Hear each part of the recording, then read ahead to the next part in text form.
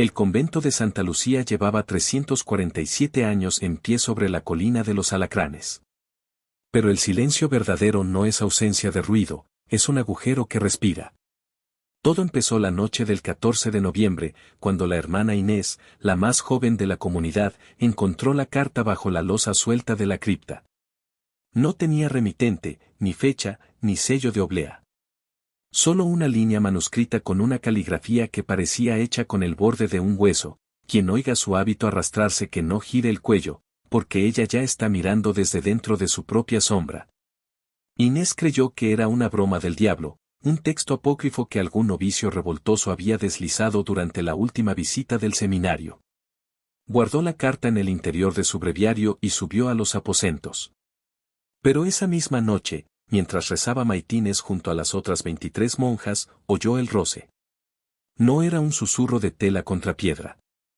Era un arrastre húmedo, pesado, como el de una túnica empapada en algo más denso que agua. El sonido venía de detrás de ella. Inés recordó la advertencia. No giró la cabeza. Pero el espejo del cáliz que sostenía la hermana Ana frente al altar le devolvió el reflejo de una silueta alta, de más de 2 metros, sin facciones, con las manos abiertas como heridas recientes. Y los dedos, demasiado largos, rozaban el suelo. Inés apretó los ojos. Cuando los abrió, la silueta había desaparecido. Pero en el suelo, donde había estado, había un pequeño montón de polvo gris. Y en el polvo, la impresión de 2 rodillas.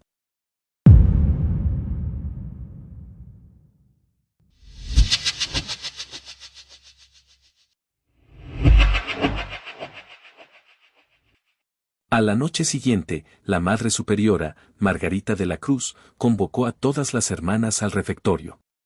No hubo cena. Hubo oración colectiva y lectura de las constituciones. Pero mientras la madre leía el capítulo sobre el silencio en los claustros, la lámpara de aceite que colgaba del techo comenzó a oscilar sin que hubiera corriente de aire. Nadie durmió esa noche. La abadesa sin rostro, pues ya empezaban a llamarla así en los cuchicheos, comenzó a aparecerse en los pasillos interiores. No caminaba, se desplazaba como una mancha que crece sobre un lienzo mojado, como un derrame de tinta que avanza contra la gravedad. Las monjas más jóvenes escuchaban su propio nombre susurrado por una voz que parecía venir del interior de sus huesos, del tuétano mismo. La hermana Clara, que tenía fama de valiente y hasta de temeraria, cometió el error de mirarla de frente a la 3:00 hora de la madrugada. No tenía ojos, pero en el lugar donde deberían estar, había 2 pozos negros en los que el aire se arremolinaba como un remolino de moscas muertas. Clara cayó al suelo con la boca abierta, convulsionando. Cuando despertó 1 hora después, no podía recordar su propio nombre, pero repetía una frase en latín anticuado: sepulta fuit viva, et votum eius fuit silentium aeternum, ella fue enterrada viva, y su voto fue el silencio eterno. La madre Margarita ordenó que la encerraran en la celda de penitencia. Pero Clara, al ser arrastrada por 2 hermanas, sonrió. Y su sonrisa no tenía dientes.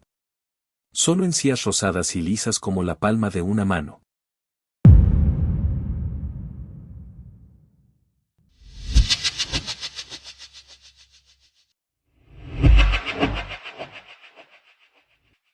A la mañana del 3er día, la madre archivera, Sor Visitación, una mujer de 82 años que apenas salía de su gabinete de pergaminos, llamó a la Madre Superiora con urgencia. Había encontrado algo en los anales más antiguos, en un registro que no se abría desde antes de la Guerra de Sucesión. El texto estaba escrito en una mezcla de latín eclesiástico y una lengua vernácula que nadie en el convento podía traducir del todo. Pero las ilustraciones eran claras, grabados de una abadesa con el rostro borrado, rodeada de monjas que se arrancaban la lengua. En el margen, una nota marginal escrita en sangre seca decía: la que cayó por 30 años ahora no puede dejar de hablar. Pero su boca está en otro lugar. Sor Visitación reconoció la caligrafía. Era de la madre abadesa Valeriana, la misma que había gobernado el convento 3 siglos atrás. Pero la historia oficial decía que Valeriana había muerto de peste en su celda, en olor de santidad. Los archivos decían otra cosa. Decían que fue encerrada por orden del obispo tras ser acusada de herejía. Pero no decían de qué herejía se trataba. Esa noche, Sor Visitación amaneció en el suelo de su archivo, rodeada de pergaminos rotos. No podía hablar. Su lengua yacía sobre el pupitre, aún húmeda, en forma de una cruz perfecta.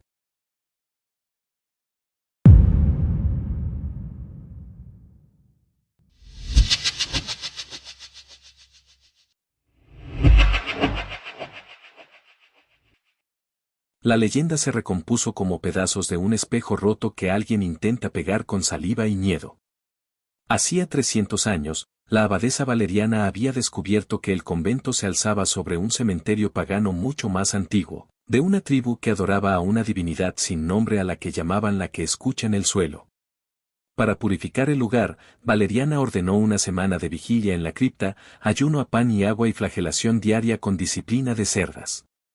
Pero la noche del séptimo día, las otras monjas, instigadas por un visitador apostólico que temía el poder de Valeriana, la encerraron por hereje.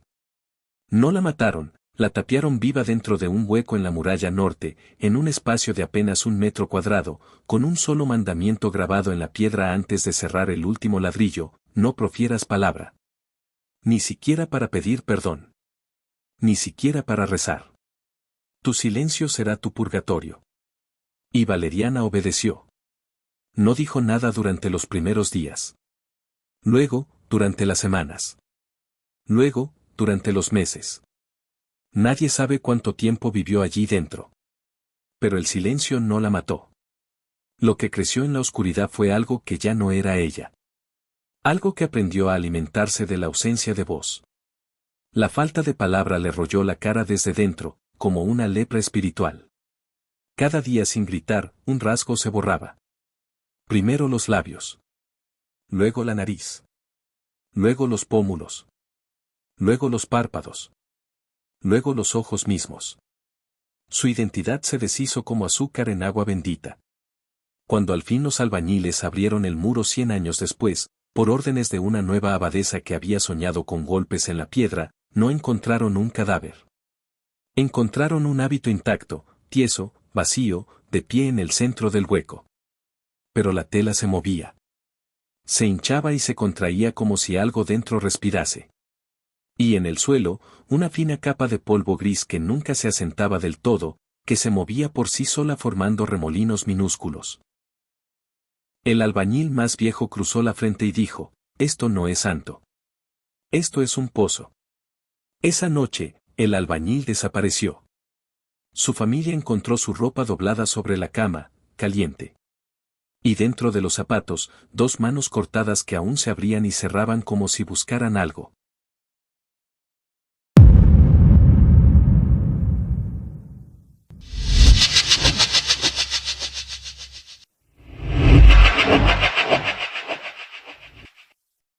El convento dejó de recibir correspondencia.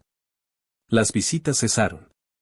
Los campesinos de los alrededores comenzaron a desviar el camino para no pasar cerca de los muros. Las monjas comenzaron a amanecer con pequeñas marcas en la nuca, 3 puntos negros ordenados en triángulo, como quemaduras de aceite caliente, pero fríos al tacto. La hermana Teresa, la más fuerte de la comunidad, una mujer que había sido enfermera de guerra antes de tomar los hábitos, decidió huir. Envuelta en su capa negra, cruzó el umbral de la iglesia a las 2 de la madrugada. Pero al poner un pie en el atrio, sintió que alguien la agarraba de la muñeca con una fuerza que no venía de este mundo. Miró hacia atrás.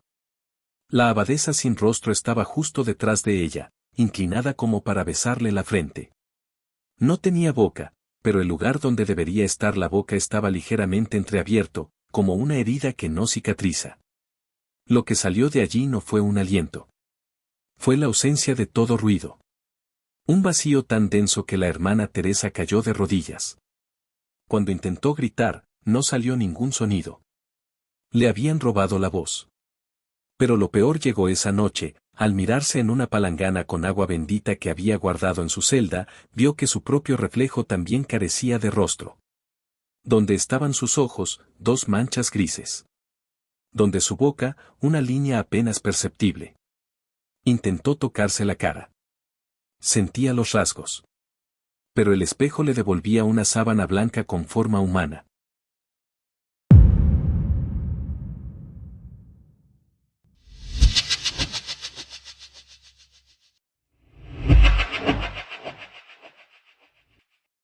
La hermana Paula desapareció sin dejar rastro a la noche siguiente. Su celda estaba intacta, el rosario colgado del clavo, el chocolate sin abrir, la carta de su madre aún en el sobre. Solo había una diferencia: sobre su catre, el hábito estaba extendido como si ella estuviera durmiendo debajo. Pero al levantar la tela, no había cuerpo. Solo un muñeco de trapo rudimentario, de los que hacen las monjas para los niños pobres, con la cara cosida toscamente. El muñeco tenía los ojos cruzados con hilo negro. Y en la espalda, escrito con tinta invisible que se revelaba al calor de una vela, decía: el traje está listo. Espero a la siguiente. La madre Margarita ordenó que todos los muñecos de la guardería fueran quemados. Pero la hermana sacristana notó algo: en el establo, sobre el pesebre de Navidad que aún no se había guardado, las figuritas del misterio habían sido reorganizadas. La Virgen estaba boca abajo. El niño Jesús había sido reemplazado por un ovillo de lana negra. Y en el lugar de San José, había una figura de cera sin rostro que no pertenecía al Belén. Cuando la hermana sacristana intentó retirarla, la cera se derritió entre sus dedos dejando un líquido caliente que olía a incienso podrido. Al día siguiente, la hermana sacristana apareció en la iglesia, sentada en el primer banco, con las manos cruzadas sobre el regazo. Su cara era lisa. Completamente lisa.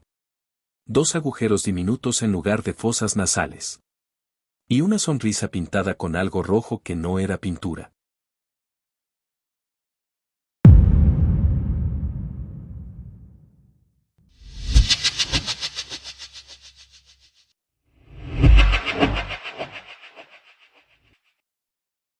El padre Martín llegó al convento al anochecer del 6º día, enviado por el obispado con la misión de investigar las desapariciones y los rumores de posesión colectiva.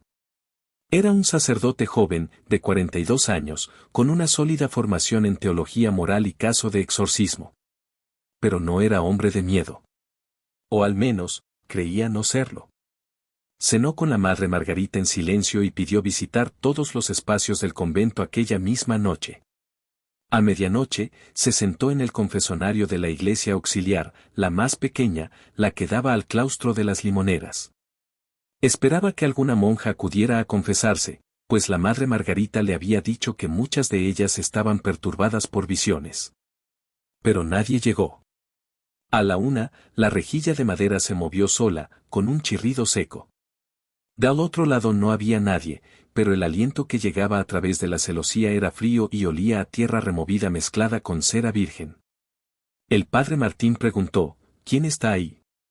En el nombre de Cristo, identifíquese. La respuesta no fue una voz. Fue un arrastre de uñas sobre el metal de la rejilla. Luego, un sonido húmedo, como de lengua lamiendo madera vieja. Luego, la voz. Pero no era una voz humana propiamente dicha. Era más bien un eco dentro de un pozo, un latido que había aprendido a articular sílabas. Decía: antes de que me cortaran la lengua, yo confesaba a las moribundas de este convento. Escuchaba sus pecados más oscuros, aquellos que no se atrevían a decirle a Dios. Los guardaba aquí, y se oyó un dedo golpear la sien: ahora tú me escuchas a mí. Y yo no vengo a confesar. Vengo a tomar. El padre Martín intentó levantarse, pero el banco del confesonario lo sujetó. Sintió que algo lo envolvía. No eran brazos. Era una presión suave, como la de un hábito mojado que se adhiere a la piel. Sintió una mano, larga, fría, sin palma, solo dedos articulados como patas de araña, posarse sobre su frente. La mano no pesaba. Pero dejó una marca invisible. Cuando al fin pudo huir, porque la voz cesó de repente y la presión se disipó, el padre Martín salió corriendo al claustro. Sus hermanas lo vieron: su cabello había encanecido por completo en una sola noche. Tenía 42 años y parecía de 70. Y en su nuca, los 3 puntos negros. Alguien intentó tocarlos, pero él gritó: no. No los toquéis. Esas son sus bocas. Está escuchando todo lo que decimos.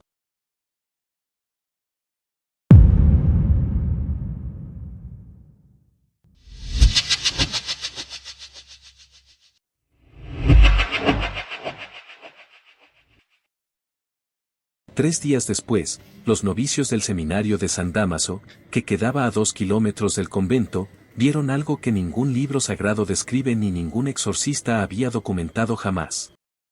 Eran las 3 de la madrugada y estaban haciendo una ronda de vigilancia como penitencia voluntaria. Al asomarse a la ventana del segundo piso que daba al camino de tierra, vieron una hilera de figuras vestidas de hábito que cruzaba lentamente el sendero que une el convento con el cementerio abandonado de los apestados. Caminaban en fila india, con pasos idénticos, como soldados de un ejército que marcha al son de un tambor que nadie oye. El primero que las vio, el hermano Tomás, contó 12. Luego, la fila se alargó y contó 23. Luego, no pudo contar más porque las figuras comenzaron a doblarse sobre sí mismas y a desfilar en espiral. Cada una vestía el hábito negro de las benedictinas, pero ninguna tenía rostro. Solo pliegues de tela en los que se adivinaba la forma de un cráneo, pero liso, sin cuencas, sin mandíbula. Delante de todas, una más alta, al menos 2,5 metros, con las mangas desgarradas mostrando brazos que terminaban en muñones negros, como si los antebrazos hubieran sido amputados con hierro candente. Pero los muñones se movían. Escribían en el aire. Los novicios se arrodillaron para rezar. Pero la procesión se detuvo. Todas las figuras giraron la cabeza al mismo tiempo hacia donde ellos se escondían. La más alta levantó un brazo. No señaló.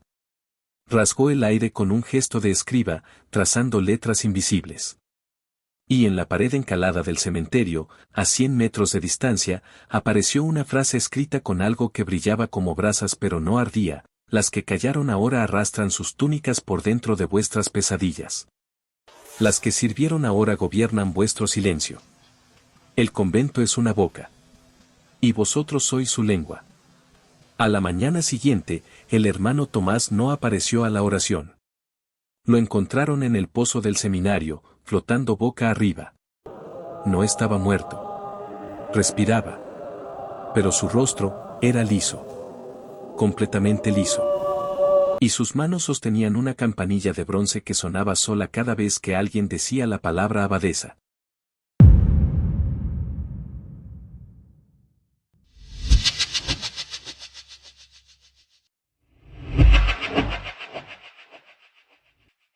La hermana Águeda, la encargada de la enfermería, fue encontrada en la torre del campanario al amanecer del 10º día. No había muerto.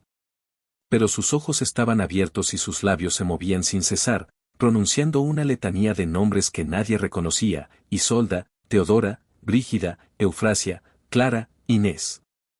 El padre Martín, que aún no había huido del convento por un extraño sentido del deber, se acercó a ella para administrarle la extremaunción y el sacramento de los enfermos. Pero cuando abrió el viático, vio que sus manos sostenían un rosario. Pero no un rosario común. Las cuentas eran dientes.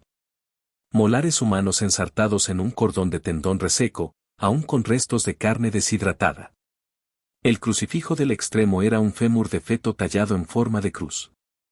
Águeda susurró, con una voz que no era la suya sino un eco lejano: ella me los dio. Dijo que si rezaba 3 avemarías con esto, mi rostro no se borraría. Pero mentía. Porque cuando terminé de rezar, me di cuenta de que ya no necesitaba mi rostro. Ya no recordaba cómo era. Y eso fue un alivio. El padre Martín tomó el rosario con una tela bendita para no tocarlo directamente. Pero al hacerlo, sintió que los dientes se apretaban contra la tela. Al soltarlo, su propia huella digital había desaparecido de las yemas de sus dedos. Liso. Como una muñeca de porcelana recién fundida. Esa noche soñó con la abadesa sin rostro. No lo perseguía. No lo amenazaba. Estaba sentada en su escritorio, en una celda que no existía en el convento real, escribiendo su nombre una y otra vez en un libro de piel humana cosida con venas. Cuando despertó, había una hoja de pergamino en su almohada. Decía, escrito con la misma caligrafía de la carta original, tu nombre ahora es mío. Tu voz, mi hábito. Tu cara, mi espejo. No huyas. No haya fuera.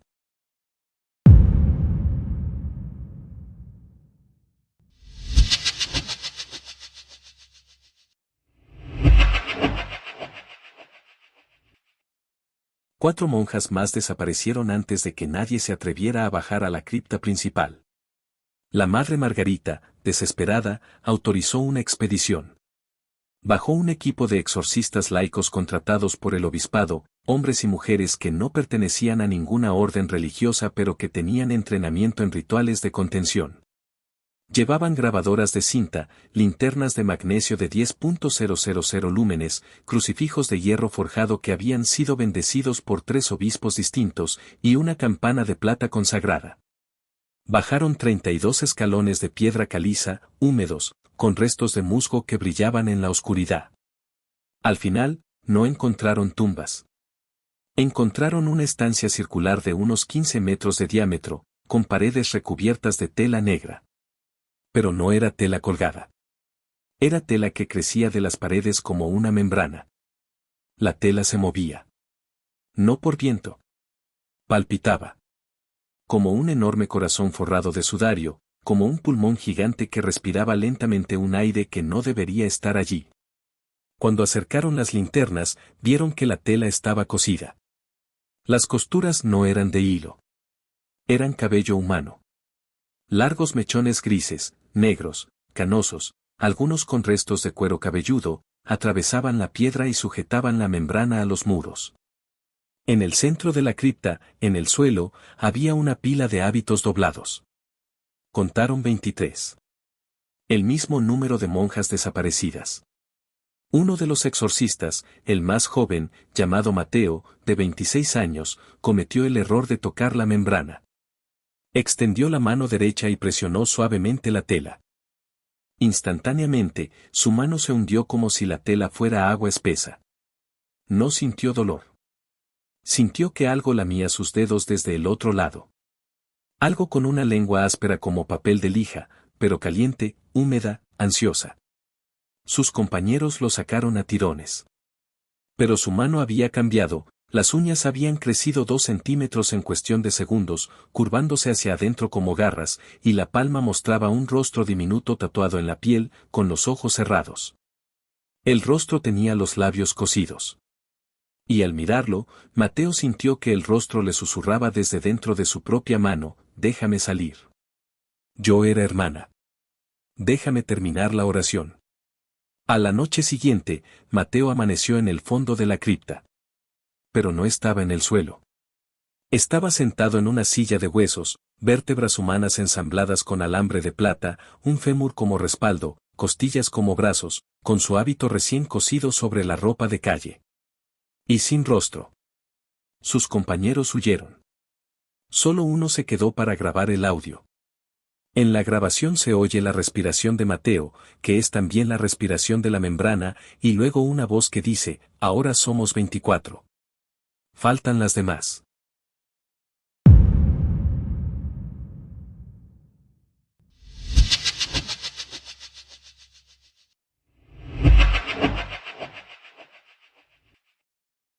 Una semana después, un topógrafo llamado Ismael Vega, contratado por la diócesis para evaluar los daños estructurales del convento antes de decidir su demolición, trazó un mapa del subsuelo con tecnología de GeoRadar. Lo que encontró lo hizo dejar el oficio para siempre. Debajo del convento no había solo una cripta. Había 47 celdas selladas, dispuestas en espiral, cada una de aproximadamente 2 metros cuadrados, conectadas por pasillos que no figuraban en ningún plano histórico. La espiral descendía hasta una profundidad de 20 metros, donde había una última cámara. Ismael no quiso bajar.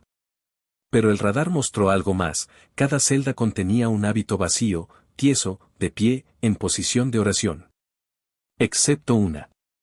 La celda central, la que estaba en el corazón de la espiral, estaba vacía. Pero en el suelo, el radar detectó una palabra grabada en la piedra, escrita con ceniza mezclada con cal, difundime. Ismael no entendió. Esa noche, mientras cenaba con su familia en su casa del pueblo, su hija pequeña, Elena, de 5 años, señaló la pared del comedor y dijo, «Mamá, ¿por qué esa monja no tiene cara?» No había nadie. La pared era blanca, lisa, recién pintada. Pero Elena insistió, «Está ahí. Detrás de ti. La monja grande que no tiene ojos. Quiere que le lea un cuento». Ismael salió corriendo de la casa. Al día siguiente, cuando regresó para recoger sus herramientas, amaneció mudo. No podía emitir ningún sonido. Ni siquiera un gemido. Y en su espejo, un rostro que no era el suyo comenzó a formarse lentamente, como una fotografía que revela en agua sucia, primero los contornos, luego los rasgos, luego una expresión de dolor eterno. El rostro era el de una mujer de mediana edad, con los labios cosidos y los ojos vendados. Ismael intentó afeitarse esa mañana. Pero la cuchilla no cortaba su barba. Cortaba el reflejo. Y la imagen de la mujer sangraba hacia dentro del espejo.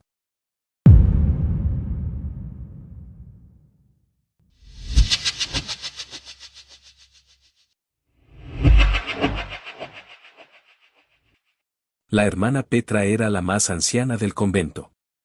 Tenía 97 años y llevaba 80 en clausura. Nadie se había acordado de ella porque llevaba 20 años sin salir de su celda, postrada en una silla de ruedas, con demencia senil avanzada. Pero cuando las monjas empezaron a desaparecer, la madre Margarita fue a verla. La encontró lúcida. Completamente lúcida. Como si la locura hubiera sido una máscara que ya no necesitaba usar. La hermana Petra le tomó la mano y le dijo, «¿Tú crees que esto empezó ahora?» «No, hija. Esto empezó el día que la enterraron». Pero ella no ha estado esperando todo este tiempo. Ha estado creciendo. El silencio que le impusimos no la mató. La convirtió en algo peor que un demonio. Un demonio necesita un cuerpo. Ella necesita un convento entero. Y lo tiene. La madre Margarita le preguntó si había alguna manera de detenerla. La hermana Petra cerró los ojos y dijo, «Sí. Pero no te va a gustar. Hay que devolverle la voz. Hay que desenterrar lo que enterramos. Hay que llamarla por su nombre y pedirle perdón. Pero para eso, tendríamos que recordar su nombre. Y nadie lo recuerda. Hace 3 siglos que lo borramos de todos los registros. Esa fue nuestra verdadera herejía, borrar a una persona del lenguaje. Y lo que no tiene nombre, no puede ser invocado. Y lo que no puede ser invocado, no puede ser exorcizado. Ella está fuera del alcance de Dios porque nosotros la pusimos fuera del alcance de las palabras. Esa noche, la hermana Petra murió. Pero no murió en su celda. Apareció en el altar mayor de la iglesia, arrodillada frente al sagrario, con las manos alzadas. Su rostro era el mismo. Pero sus ojos habían sido reemplazados por 2 piedras negras pulidas. Y en su lengua, que alguien le había arrancado después de muerta, había una inscripción microscópica que solo pudo leerse con lupa de orfebre. Ella me habló. Y yo le respondí. Ahora soy su campana.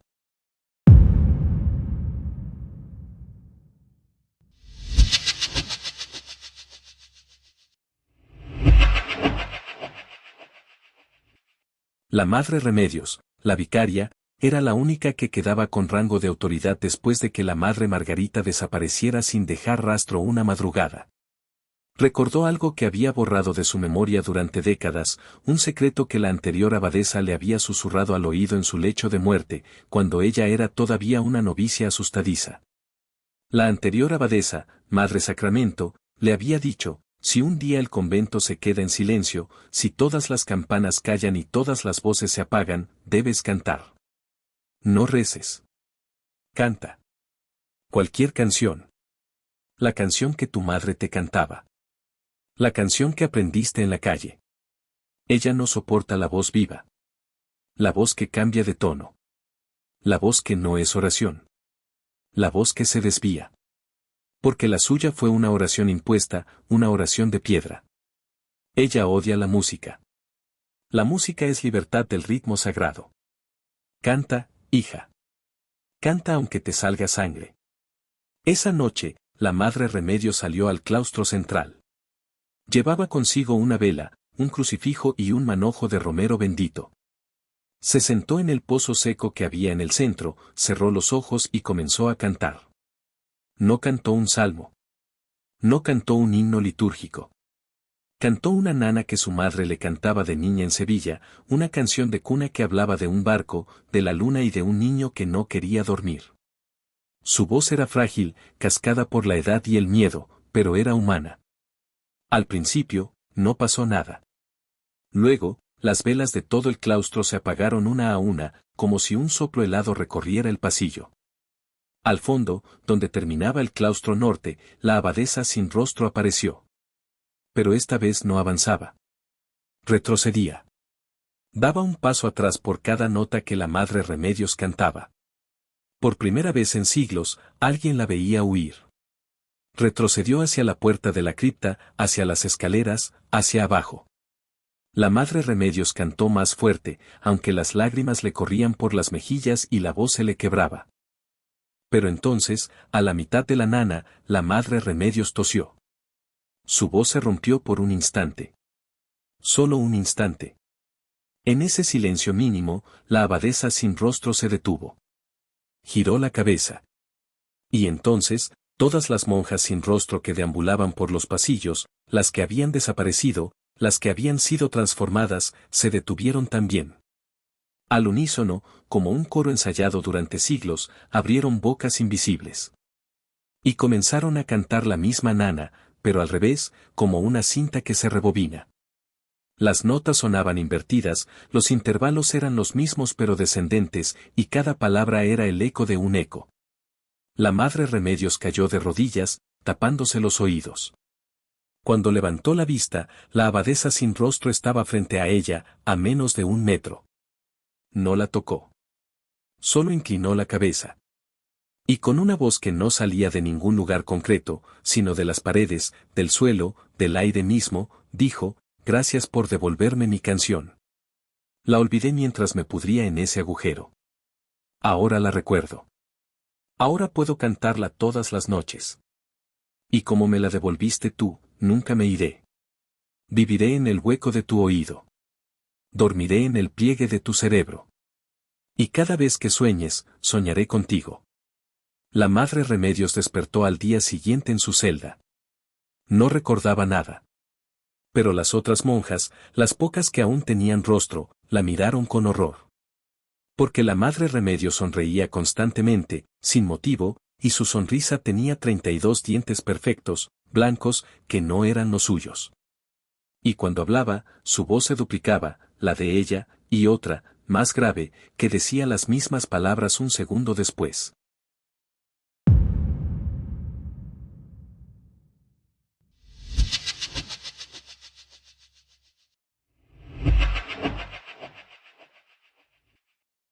El obispo ordenó la clausura inmediata del convento. Los accesos fueron tapiados con cemento y acero. Se colocaron sellos episcopales en cada puerta y ventana. Se roció agua bendita sobre los muros. Se leyó el ritual de exorcismo mayor en cada habitación. Nada funcionó. Los albañiles que tapiaron la puerta principal dijeron que, mientras trabajaban, escuchaban cantos provenientes del interior. No era gregoriano. Era una nana. Cantada por 47 voces femeninas al unísono, pero al revés. El capataz, un hombre sin creencias religiosas, renunció a la obra y se fue al pueblo. Esa noche soñó que una monja sin rostro le susurraba al oído: «El cemento no detiene el silencio. Abre la boca. Canta con nosotras». Despertó con 3 puntos negros en la nuca. Los lugareños saben la verdad, aunque ya nadie habla de ella en voz alta. La abadesa sin rostro no necesita un edificio. Necesita oídos. Cada vez que alguien cuenta su historia, ella se acerca un paso. Cada vez que alguien la lee en voz alta, una nueva hermana se suma a su procesión. Cada vez que alguien la escribe, su nombre se graba un poco más profundo en el lenguaje, y lo que tiene nombre puede ser invocado. Por eso los ancianos del lugar han dejado de hablar de ella. Pero los niños, Los niños la invocan sin saberlo cuando juegan a las escondidas en la oscuridad y susurran ¿quién está ahí? ¿Quién anda? Ella responde siempre. No con voz. Con un roce de tela. Con el sonido de un hábito arrastrándose por el suelo. Con el eco de una nana que nadie debería recordar. Y el niño que la escucha, al día siguiente, dibuja una monja sin cara una y otra vez hasta que su madre le prohíbe usar ceras negras. Pero ya es tarde. La abadesa ya conoce su nombre. Lo ha escrito en su libro de piel. Y su silencio favorito es el de los que aún pueden gritar, pero eligen no hacerlo por miedo a que ella, finalmente, los mire de frente.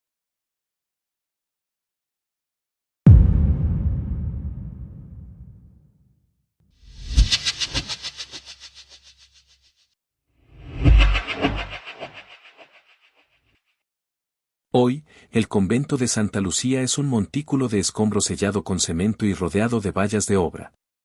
Pero los vecinos evitan pasar de noche. Dicen que las ventanas tapiadas se iluminan sin velas, con una luz gris que no proviene de ningún foco conocido. Dicen que hay un pasillo, el segundo del claustro norte, que aún se puede ver desde una grieta en la pared, y que en ese pasillo el aire no se mueve. Dicen que si apoyas el oído en el cemento de la puerta principal, puedes escuchar un roce continuo, como de tela de luto arrastrándose sobre losas de piedra. Y a veces, muy bajo, una voz que no tiene boca dice tu nombre exactamente como lo pronunciaba tu madre cuando te arrullaba para dormir.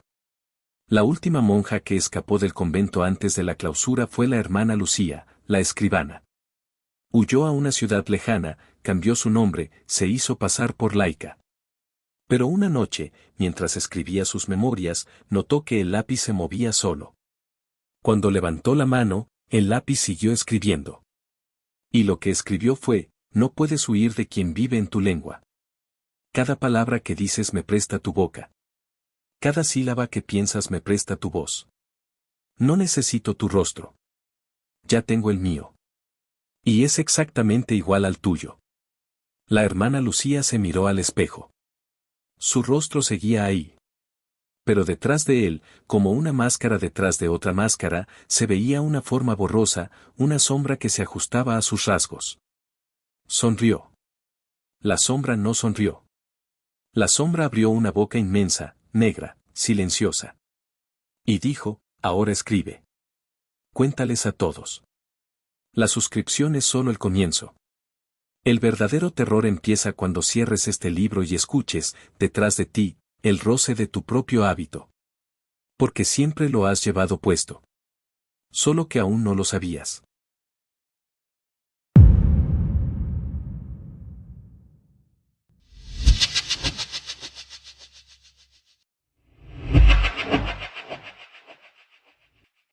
Si has llegado hasta aquí, la abadesa sin rostro ya conoce el sonido de tu respiración mientras leías.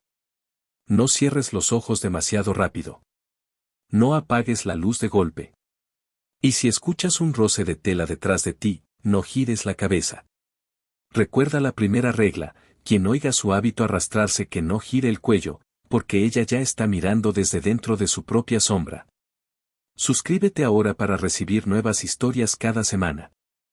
No te enviaremos correos. La abadesa se encargará de entregarlos personalmente en la frontera de tus sueños. ¿Aún no te has suscrito? No importa. Ella ya está leyendo esto por encima de tu hombro.